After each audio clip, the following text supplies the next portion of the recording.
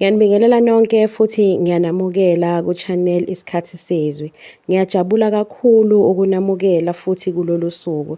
Ngiyathandaza ukuthi lapho ukhona umusa kaNkulunkulu ube phezu kwakho, inhliziyo yakho ibe nokuthula nomoya ongcwele akhulume nawe njengoba silalele lesi sifundo sanamhlanje. Namhlanje ngifisa sixoxe ngesihloko esinzima kodwa esibaluleke kakhulu esithi, kungani uNkulunkulu engasakhulumi nawe ngamaphupho?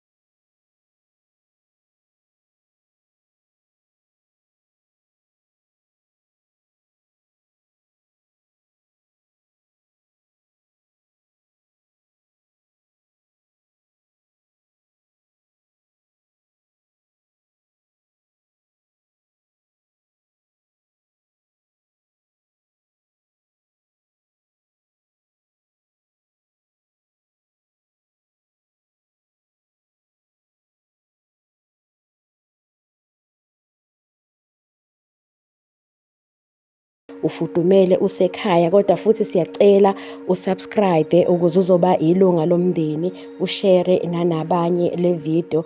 Uma usuphinda ukusibuka uvele uyilunga laleli khaya, siyabonga kakhulu i-support yakho, siyabonga ukuthi ubuye, siyakuthanda kakhulu. Ake siqale isifundo sethu. Ngaphambi kokuthi nje sibheke izizathu eziwu-10, kufanele siqale la. Ngoba kukhona abasakholelwa ukuthi uNkulunkulu wayekhuluma ngamaphupho eTestamentini Elidala kuphela. Kodwa ake sibheke izwi lakhe lithini. UJobe 33 uvesi 14 kuya 18, ivesi lami engilikhonzile leli. Sifunda ukuthi ukhuluma ngezindlela ezahlukene uNkulunkulu, futhi enye yalezo zindlela ngamaphupho asebusuku lapho umuntu elele. Lokho kusifundisa ukuthi amaphupho angenye yezindlela uNkulunkulu akhuluma ngayo nathi. So nje kubalulekile ukuthi amaphupho singawazibi noma singawashayi indiva ngoba sithi uNkulunkulu akekho emaphusheni. Kuyavela ezweni lakhe ukuthi uNkulunkulu uyakhuluma nathi, njengoba ngishilo ukuthi abanye bayitshela ukuthi mhlawumbe wayikhuluma kwiTestament Elidala. Even nakwiTestament Elisha siyamthola uNkulunkulu ekhuluma nezazi ezazizobona umntwana uJesu esezelwe. Lithi iBhayibheli ingelosi yafika izotshela izazi ukuthi zingabe isabuyela ngale ndlela ezize ngayo ukuze ngoba zizosindisa impilo yomntwana. Mawehla kanjalo futhi nalivesi kuMathewu uyathola ukuthi ingelosi futhi yaphinde yafika nakuJoseph ukuthi akavuka athathe uMaria nomntwana behlele eGibhithe. So uNkulunkulu namanje usakhuluma ngamaphupho. Wayikhuluma kwi-Old Testament, wakhuluma nakwi-New Testament, namanje futhi usakhuluma. So asibaleke lezi izathu eziwu-10 engiyihlelile ngokuthi zingakulekelela mhlampe ukuthi uhlale phansi uyibuke ebese uyibuza wena imibuzo ethile ukuthi wena ikuphi mhlampe obonayo ukuthi khona oku-affectayo okwenza ukuthi uzizwe ngazuthi uNkulunkulu akasakhulumi nawe ngamaphupho. Number 1, kungenzeka usuyekile ukulalela lokhu ayekushilo kuwe ngaphambilini. Wakunika iphupho, wakukhombisa indlela, wakuxwayisa, kodwa wenza ngalutho emva kwalokho. Waqhubeka nempilo yakho engathi akwenzakalanga lutho. Ngemuva kwalokho silindela noma sifuna elinye iphupho, kodwa engathi uNkulunkulu uthi siqala ngokulalela engakutshela khona kuqala. uNkulunkulu akakhulumi ukuze asijabulise, ukhuluma ukuze silalele futhi sizokwenza okuthile emva kwalokho ukukhuluma kwakhe. Ake uzibuze lo mbuzo, ngabe kukhona iphupho ake wangibonisa lona engingakaze ngilithathele phezulu? Uma impendulo inguyebo, mhlampe ilapho okufanele uqale khona. Kuyiqiniso ukuthi kwesinye isikhathi uNkulunkulu uyasinikeza ama-instruction, asinikeze nezinto zonke emaphusheni nezixwayiso, kodwa thina singayinaki sithi nje bekuyiphupho nje udlule kulona, and then kuyaba usuyabona awusaphuphi, uyabona awusakhumbuli lutho emaphusheni akho, kanti kunalo myalezo noma kunalento uNkulunkulu ayekade ekutshele yona, wena wangayinaka. Number 2, isono singaphazamisa ubudlelwane bakho noNkulunkulu. Lokhu akusho kodwa ukuthi wonke umuntu ongaphuphi uphila esonweni. Cha, akusho lokho nakancane nje. Kodwa iBhayibheli lisifundisa ukuthi isono singadala isikhala phakathi komuntu noNkulunkulu. Uma inhliziyo yethu iqala ukujwayela ukungalaleli izwi likaNkulunkulu, liqala ukuba buthaka futhi ezindlebeni zethu. Kungakho uDavide ngemuva kokona akazange afihle isono sakhe kuNkulunkulu, wacela intethelelo. Uma uzwa sengathi sekunesikhathi engasakhulumi nawe, ungasheshi usole uNkulunkulu. Qala ngokuhlola inhliziyo yakho. Cela uMoya oNgcwele akubonise uma kukhona ukudinga uphenduke kukho noma ukulungise. Ngaphambi kokuthi siqhubeke, ngicela uhlale nathi kuze kube sekugcineni. Isizathu sokugcina into abantu abaningi abangakaze bayicabange, futhi singashintsha indlela obheka ngayo amaphupho. Uma futhi ungaka-subscribe, siyacela subscribe kwi-channel yethu ukuze uzoba ilunga lomndeni wethu. Asiqhubeke. Number 3, kungenzeka ufuna ukhule ekumazini ngezwi, hhayi ngamaphupho kuphela. uNkulunkulu akafuni ukuthi impilo yethu incike emaphusheni kuphela. Ufuna sikhule sazi izwi lakhe. iBhayibheli lithi izwi lakhe liyisibane ezinyaweni zethu nokukhanya endleleni yethu. Lokho kusho ukuthi kunezikhathi la impendulo oyifunayo ingase ingafiki ngephupho, kodwa ivele eBhayibhelini noma ivele kulokhu asekubhalile ezweni lakhe. Ake uzibuze lokhu: singakanani isikhathi engisichitha ngifunda iBhayibheli uma siqhathaniswa nesikhathi engisichitha ngifuna incazelo yamaphupho, noma ngifuna ukwazi ukuthi yini ngikhohlwa amaphupho ami noma yini ngingasaphuphi? Zibuze nje lowo mbuzo uwedwa ukuthi singakanani isikhathi uma uqhathanisa esokufunda izwi nesokufuna incazelo yamaphupho. Uma sifuna amaphupho kakhulu kunezwi, singaphuthelwa yilokho uNkulunkulu asekuvezile, asevele sekushilo ezwini lakhe. Number 4, kungenzeka usugcwele umsindo kangangokuba awusalizwa izwi lakhe. Siphila emhlabeni ogcwele umsindo, amafoni, amavidiyo, social media, izingxoxo ezingapheli. Kwesinye isikhathi silala sibambe ifoni, sivuke sibambe ifoni. Inhliziyo yethu ayisabi nalo ithuba lokuthula. Kodwa futhi lokho akusho ukuthi kumele ulahle izinto zobuchwepheshe like i-technology. Akusho ukuthi sokufanele uyeke zonke lezo zinto, kepha kusho ukuthi kufanele wakhe isikhathi sokuthula noNkulunkulu. Awuke uzibuze lokhu: ngigcine nini ukuhlala phansi ngithandaze ngaphandle kokuphazamiseka? Akusho kodwa futhi ukuthi akakhulumi uNkulunkulu. Kungenzeka ukuthi izwi lakhe liminyaniswe imisindo around wena. So nje kubalulekile kakhulu lokho ukuthi si-understand ukuthi isikhathi esiphila kuso sinomsindo, and isikhathi esiphila kuso kunezinto ey'ningi ingqondo yethu ehlezi iphithiza, ibhizi ngaso. Uma ngabe ingqondo yakho iphithiza kanjalo noma kuwubhizi kakhulu, kuyenzeka ukuthi wakhohlwa amaphupho, kuyenzeka ukuthi ungawakhumbuli, noma kuyenzeka kwa-voice kaNkulunkulu nje ungayizwa through emaphusheni. So awuku-check ukuthi umsindo osarawundwe wena noma umsindo oseduze kwakho ungakanani, ngoba nawo ungaba nomthelela wokuthi ugcina ube umuntu engazuthi awuphuphi, kanti hhayi ngoba ungaphuphi, uyaphupha kuphela wena.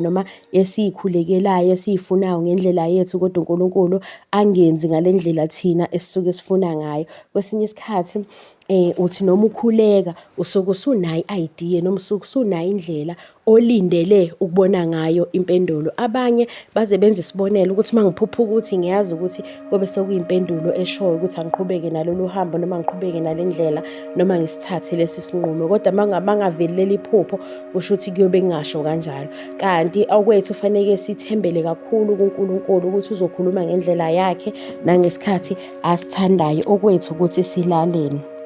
Ake uzibuze lokhu, kungenzeka yini ukuthi impendulo sengayithola kodwa angakafuni ukuyamukela, noma angikufuni lokhu engikuthola kumpendulo evela kuNkulunkulu? Kubalulekile kakhulu ukuyibuza lokho, especially mangabe kukhona umkhuleko kade unawo and then usuyabona amaphupho asethenya kodwa futhi awakaneliseki ukuthi le mpendulo obuyifuna sifikile.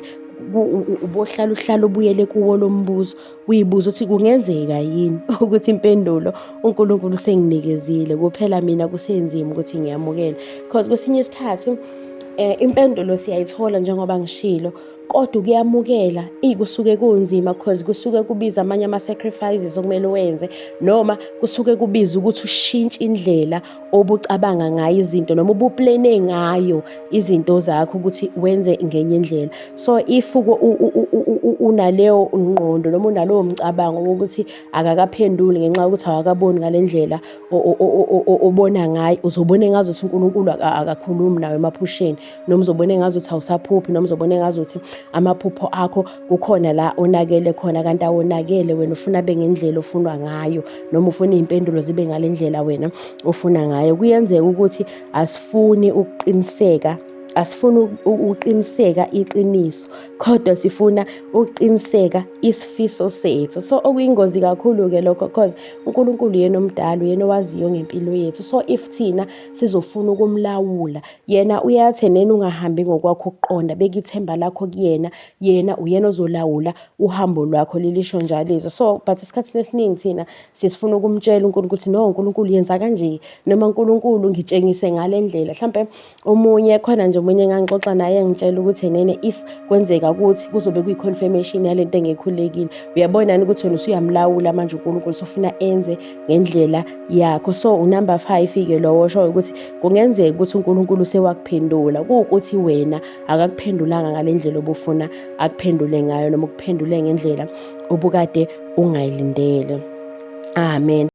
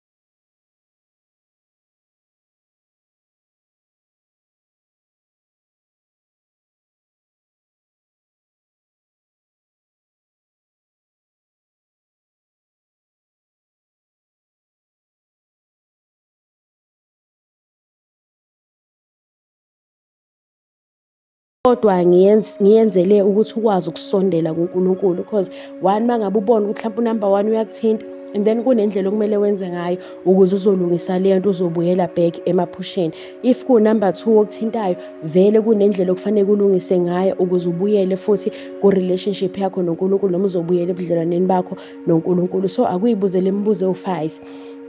Njengoba ngichazile ukuthi le mbuzo inhloso akusiyo ukwehlulela ukuthi mhlawumbe uhlulekile, noma ukuthi mhlawumbe awuhambi kahle, noma u-wrong wena. No, kwesinye isikhathi ngenxa yobude bendlela kukhona izinto ey'ncane ey'sondelayo ey'ngenayo ezizophula ubudlelwane bakho noNkulunkulu. So awuyibuze lowo mbuzo if kwenzeka nje ubhale phansi ukuthi unamba bani okuthintayo, ukuze uzokwazi ukuthi okay, sengiya-understand ukuthi ingoba mhlampe mina ngifuna impendulo ethile uNkulunkulu sengiphendule, noma mhlampe kungenzeka ukuthi wena inkinga ikushaya kakhulu, kunemisindo eduze kwakho, awuzungasithola isikhathi sokuthi uthule wena noNkulunkulu. Mhlawumbe uphuma emsebenzini, uhlangane nomndeni, fike emndenini kuyaphithiza, kubhizi, wena uphumula ngoba usuzumeka, usulala, cause uma uqeda emndenini usungena embhedeni naye social media, you scroll i-social media until uzuzumeke, uvuke ekuseni uvuswe ucingo, uyabona nje kunesiphithiphithi somsindo eduze kwakho. Ngenzeka ukuthi esinye seyizathu lezo esingakwenza ukuthi wena ube umuntu othi akaphuphi, noma ube umuntu othi uNkulunkulu akakhulumi nawe ngamaphupho, kanti uNkulunkulu uyakhuluma nawe. So ungayendawo-ke, ngoba ingxenye elandelayo sizobheka ezinye zizathu ezinhlanu ezijulile kungahlangana konke kwenza izathu ezisho. Manje sengikhulumile ngezathu eziwu-5 and then ngizoqhubeka nezinye izathu eziwu-5. Okungenzeka ukuthi kukhona nento eyenza abaningi bacabanga ukuthi uNkulunkulu uthule, kanti iqiniso ukuthi uyakhuluma kodwa ngendlela abangayiqondi abantu. So nje ngicela uhlale kanjalo, ungasuki kule channel, uyeza u-part 2 onezinye izinto izathu eziwu-5 ezikwenza usole ngazo ukuthi uNkulunkulu akakhulumi nawe, noma ezikwenza ungawakhumbula amaphupho, noma ezikwenza ubuke ngazo ukuthi uNkulunkulu wena akasaxhumani nawe emaphusheni. Kulezo izathu khona esinye nje sokugcina esibaluleke kakhulu esingaku-affecta nawe, ngenzeka ukuthi nawe ubungasazi kodwa sinomthelela kulokho. Ngiyabonga kakhulu isikhathi sakho, uNkulunkulu nje akakubusise. Ngiyacela ulike le video, ushare nabanye. If ungaka-subscribe, ngiyacela ukuthi usubscribe ube ilunga lomndeni, uthinte ne-notification bell ukuze bezokwazisa uma sengifikile no-part 2. Ngiyabonga kakhulu i-support, imndeni wesikhathi sezwi. Siwumndeni la ekhaya, siyifamily ethokomele, siyalekelelana nje ukufundisana ngamaphupho nokufundisana nangezwi likaNkulunkulu. La amavideo enamade ngiye ngifundise izinto ezithile noma ngiyimpawu ezithile ezenzayo, bese kuthi kuma-shorts lawa amanye akhona ngiye ngi-interpret amaphupho. So if unephupho oluphuphile ofisa ukwazi ukuthi lingasho ukuthini, ungangena kuma-shorts ucheck lapho ukuthi angakali-interpretini, because I have more than 60 or 80, I'm close to 100 ama-shorts esengiwafakile la ngi-interpreta khona amaphupho ngendlela emfishane. Kodwa kula mavidiyo amade ngisuke ngenza ama-teachings noma silekelelana noma sifundisana, cause inhloso akusikho ukuthi ugcine wazile ukuthi iphupho lisho ukuthini, but inhloso ukwazi ukuthi mangabe sengitholile ukuthi leli phupho lami lisho ukuthi yini engiyenzayo emva kwalokho, noma ngikhula kanjani ukuthi ngazi ukuthi amaphupho anomthelela empilweni yami, nanokuthi mase ngilitholile-ke lelo phupho yini uNkulunkulu asuke eyibheke kumina. So if unephupho ufuna li-interprethelwe, ungangena kuma-shorts, and then if ufisa ukwazi noma ufuna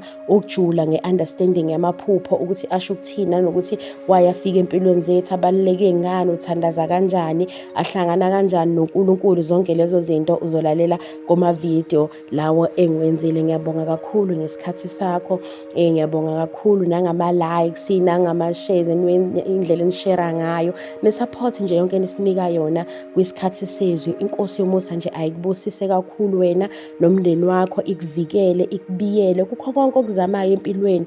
uNkulunkulu ahambe phambili futhi akunika amehlo kamoya ukwazi ukubona zonke izinto ezenzekala ngale. Umkhuleko wami nje ilowo ngaso sonke isikhathi ukuthi amaphupho akho awakhuluma ukuphila, amaphupho akho akuba amaphupho azokunikeza iclarity ngezinto ezenzeka empilweni yakho. Khumbula, inhloso yethu akusikho uku-interpret amaphupho nje kuphela, kodwa kuwukulekelelana nokufundisana ukuze ukwazi uzo-understanda ilanguage yamaphupho akho. Asihlangane kwividiyo elandelayo. Ngiyanithanda kakhulu, nibe nosuku noma nobusuku obuhle. Ngiyabonga.